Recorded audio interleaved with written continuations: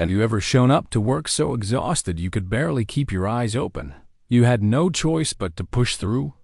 Maybe you felt that pressure. The world expects you to be perfect, but you're running on empty, and one mistake could cost everything. That was Captain Erin Hayes' reality at 4:37 a.m., somewhere over the Atlantic.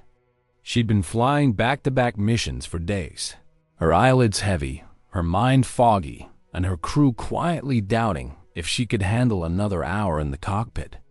They joked about her yawns, rolled their eyes at her coffee habit, and whispered, "She's gonna crash before the plane does."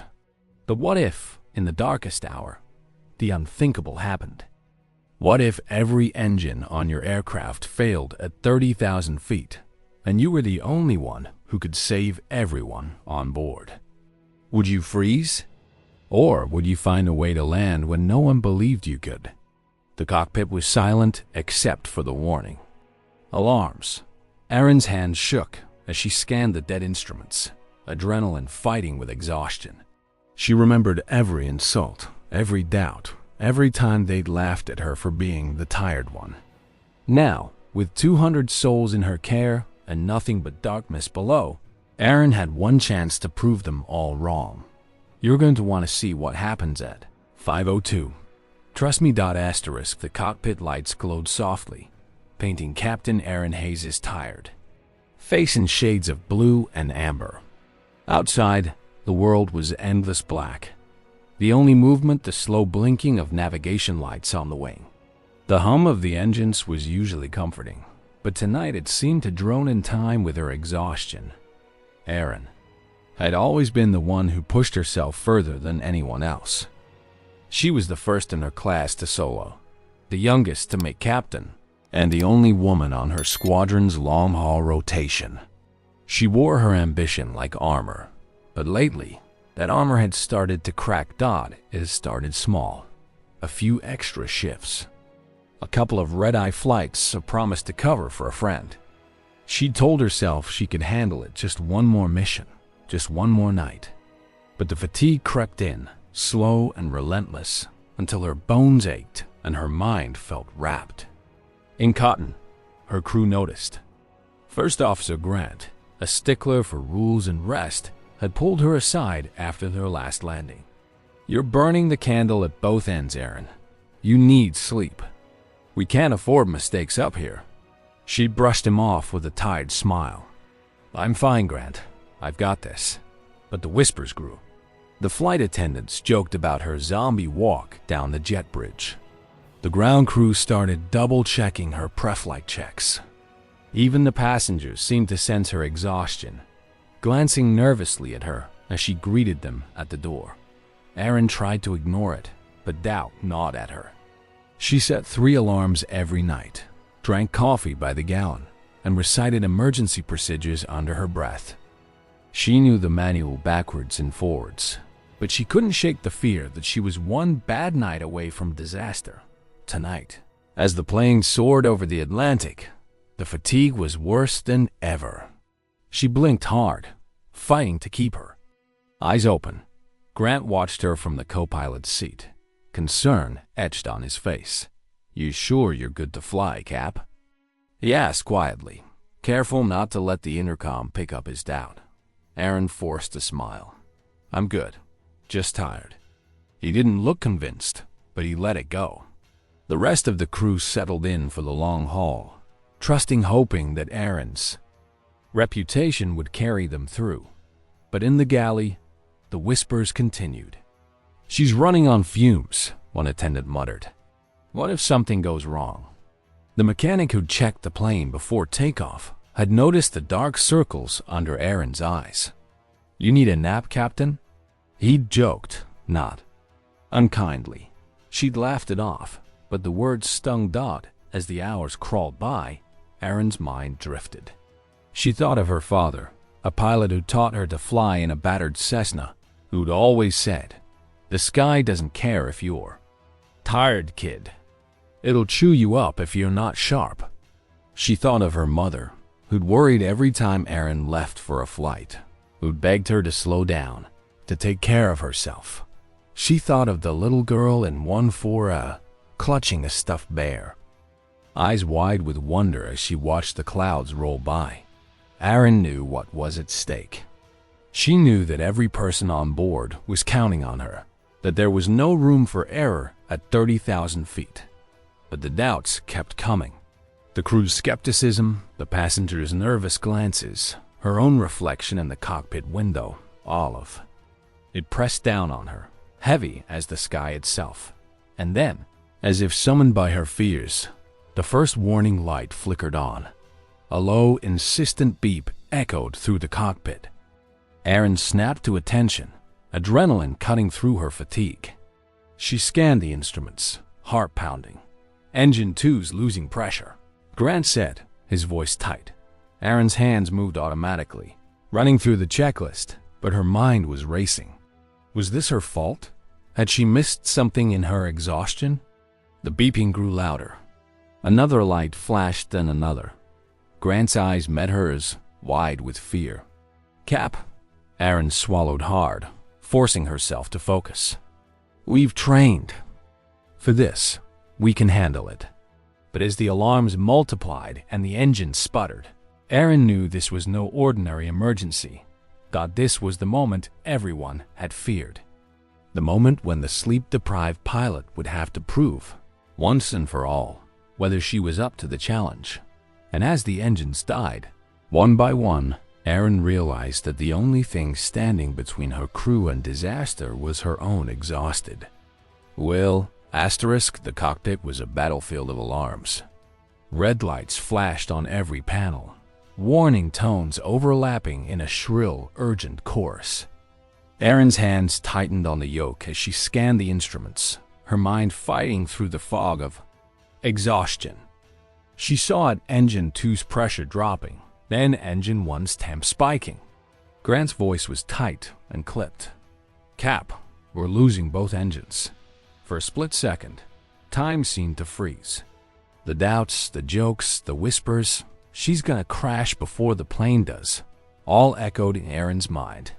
But then her training snapped into place, adrenaline slicing through the fatigue. She forced her voice steady. Checklist. Emergency descent. Let's go. Grant called out the steps. Erin's fingers flew over the controls, shutting down the failing engines, deploying the ram air turbine to keep the hydraulics and essential flight instruments alive. The plane shuddered as it lost power, the hum of the engines replaced by the rush of wind over the fuselage. The world outside was black, the ocean somewhere below invisible in the night. Mayday, mayday, mayday. This is Flight 782. Dual engine failure, 200 souls on board. Declaring emergency, Erin transmitted, her voice calm but urgent. She gave their position and intentions, knowing air traffic control would scramble to clear a path and get emergency services ready to dot inside the cabin. The crew sprang into action. Flight attendants moved quickly, checking seatbelts, instructing passengers on the brace position, securing the cabin for impact 2. Some passengers cried, others prayed, but all eyes turned to the cockpit, trusting the tired pilot who now held their lives in her hands. Erin's mind raced. She remembered stories of pilots forced to glide powerless jets, Air Transat 236, the Miracle on the Hudson one. She knew every mile, every knot of airspeed mattered. She calculated their glide range, scanning the charts for the nearest runway. Lodge's Air Base in the Azores was their only hope, but it was still dozens of miles away. The cockpit was all business. Grant read out the emergency procedures. Erin flew the plane with a surgeon's focus. We're going to have to glide it in, she said, voice low. We get one shot. The descent was steep, the plane losing altitude fast. Without engine power, they lost cabin pressurization. Oxygen masks dropped in the passenger cabin, and the emergency lights flickered on one.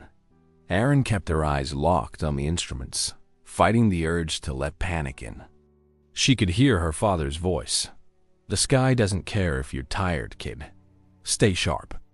Grant coordinated with air traffic control, who guided them toward the base's radar. "You're still high," the controller said. "You'll need to burn altitude. Can you make it 360? Erin nodded, executing a wide turn. Then a series of S-turns to lose height without losing precious speed. The runway lights appeared in the distance, a thin line of hope in the darkness. "Gear down," Erin called. Grant deployed the landing gear, praying the hydraulics would hold. The plane was heavy, moving fast, but Erin kept it steady, hands rock solid on the yoke. "Brace for landing," she called over the intercom. In the cabin, the crew shouted instructions. Passengers bent forward, the world holding its breath. The runway rushed up to meet them. Erin flared at the last second, the tires screeching as they touched down hard, bounced, then settled again. She stood on the brakes, knowing the anti-skid system was inoperative, feeling the wheels grind down to the axles as the plane hurtled down the runway. One dot, the plane finally shuddered to a stop. For a moment, there was only silence. Then the cabin erupted in cheers, sobs, and applause. Erin slumped back in her seat, the exhaustion crashing over her like a wave. She'd done it. She'd landed a powerless jet, saving 200 lives when everyone doubted she could even stay awake. As emergency crews swarmed the plane, Grant turned to her, eyes wide with awe. "You did it, Cap. You really did it." Outside, the first rays of dawn touched the horizon. Erin looked out at the runway, then at her own trembling hands.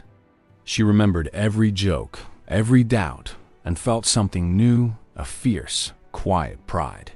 They had laughed at the sleep-deprived pilot, but she had just done the impossible. The wheels had barely stopped turning when the silence inside the cabin broke.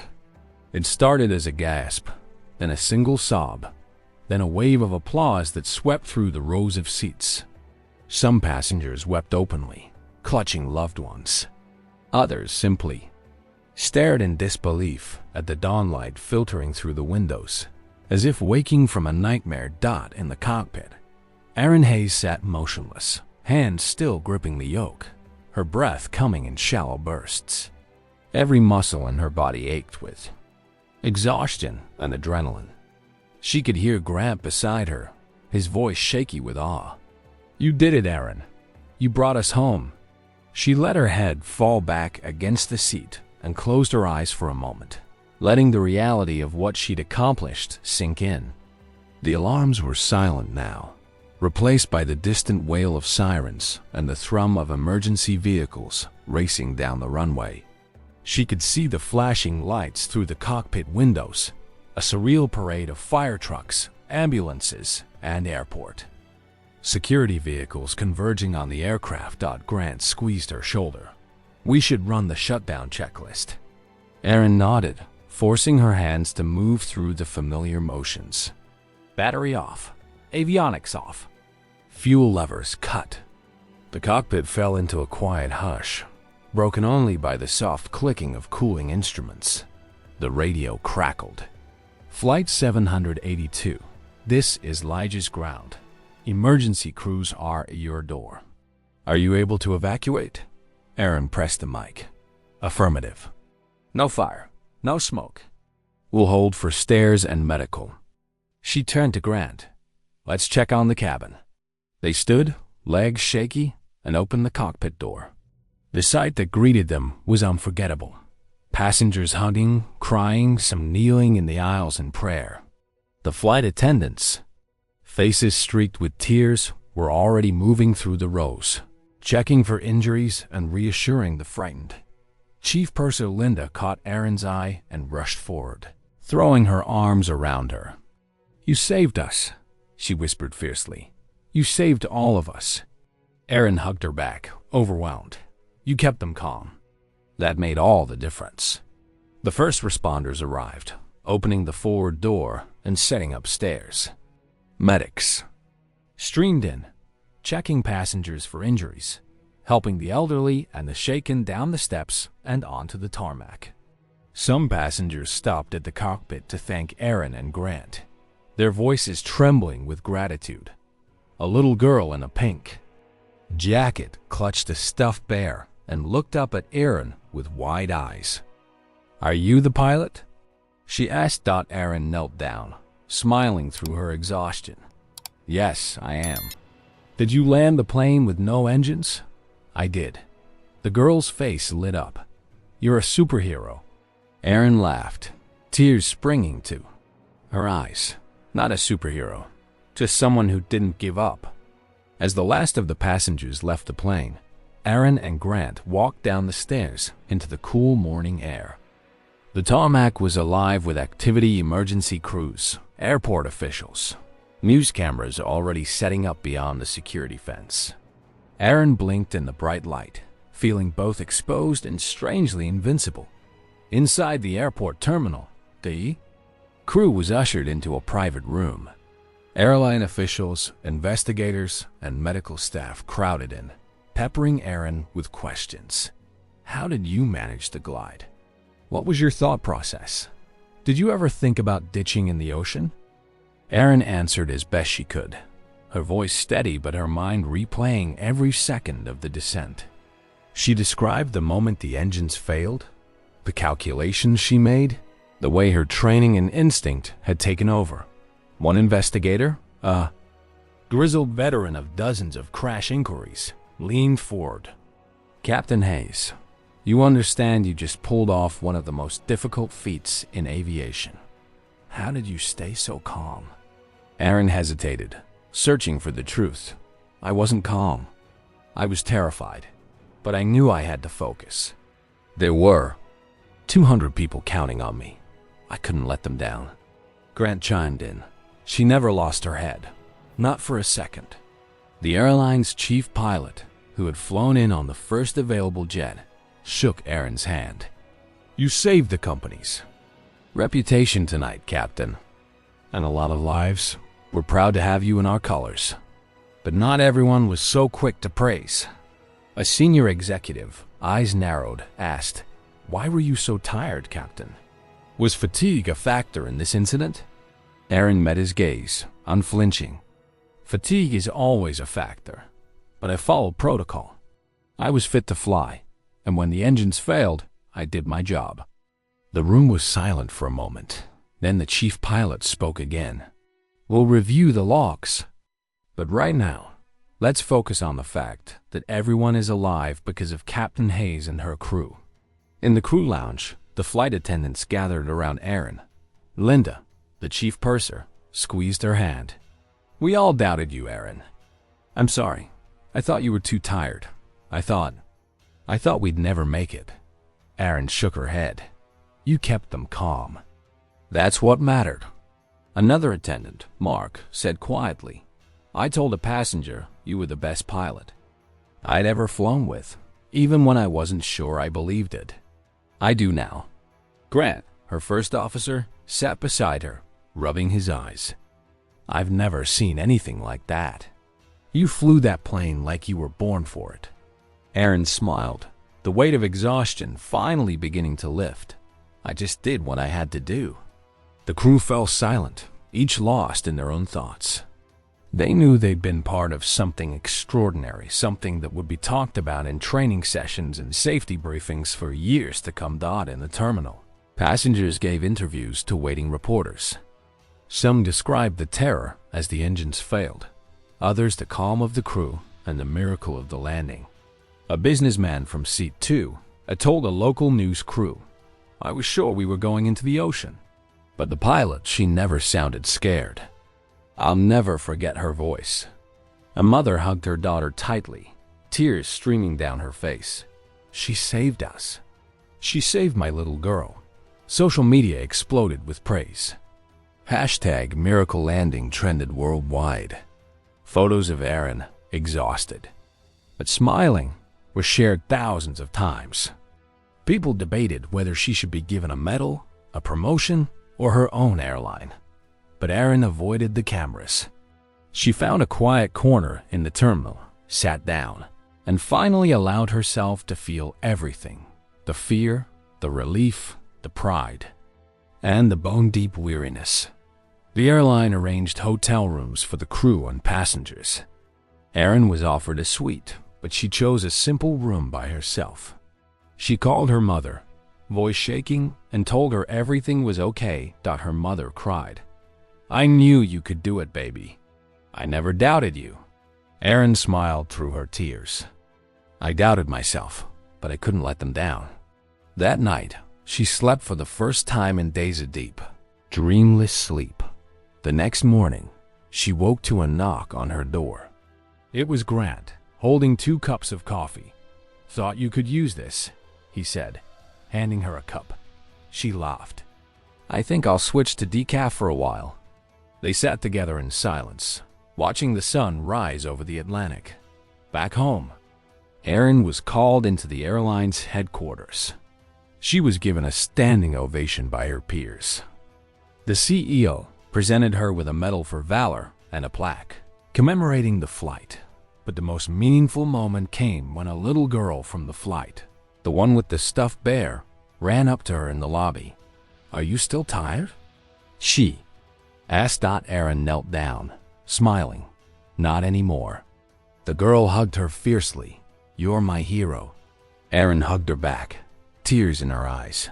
"You're mine too." In the weeks that followed, Erin's story inspired pilots, crew, and passengers around the world. Training programs added her landing to their curriculum. Her name became synonymous with courage under pressure, with never giving up, even when the world is watching and waiting for you to fail. But Erin knew the truth. She hadn't been fearless. She hadn't been perfect. She'd been exhausted, scared, and doubted by almost everyone. But when it mattered most, she trusted her training, her instincts, and her heart. She'd proven that sometimes the person everyone underestimates is the one who saves the day. And as she prepared for her next flight, Erin smiled, knowing that she would always carry the lesson of that night with her. You are more than your worst moment. And sometimes, being tired just means you've been working harder than anyone else. The days after the landing were a blur for Erin Hayes. Interviews, debriefs, and a flood of messages from passengers and colleagues filled every waking moment. The story of the sleep-deprived pilot who landed a powerless jet swept across the news and social media, drawing comparisons to legendary emergency landings like the Gimli glider and the miracle on the Hudson 123. But behind the headlines, Erin reflected on what had truly happened that night and why it mattered. The airline's safety board reviewed every detail.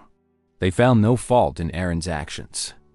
In fact, her calm under pressure, her mastery of emergency checklists, and her ability to glide the jet to safety were praised by aviation experts and pilots worldwide. The chief investigator noted, "Fatigue is a real threat in aviation." But Captain Hayes demonstrated that even in the most extreme circumstances, professionalism and training can save lives. Passengers wrote letters, some sharing how they'd held their children tighter, others how they prayed or made promises to change their lives if they survived. Crew members, once skeptical, now spoke of Erin with awe. Grant, her first officer, told every reporter she never gave up. She never let fear win. Erin's story became more than just a tale of survival. It was a lesson for pilots, crew, and anyone facing overwhelming odds. Fatigue, as the aviation authorities often warn, is a saboteur of good decisions. Erin's ordeal underscored the importance of self-awareness, teamwork, and the courage to admit when you're not at your best. But it also showed something deeper, that even when you're doubted, even when you're exhausted, you can rise to the occasion. Erin had been the butt of jokes, the target of whispers, but when the engines died, she was the one who kept her head, trusted her training, and brought everyone home. As a seasoned pilot once said after his own forced landing, "Slow down the job to take in all the risks and hazards and make the safest decisions to complete the job."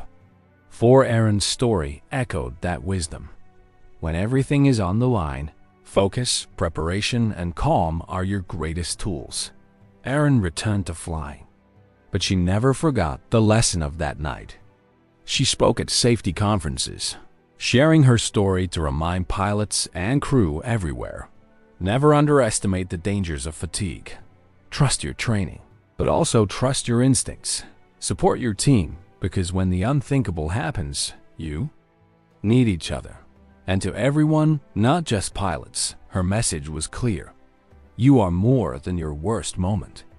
Sometimes, the person everyone doubts is the one who saves the day. If you want to hear more stories of real-life courage, resilience, and the human spirit under pressure, join the squad. Click subscribe and never miss the next chapter, because the next hero might be the one you least expect.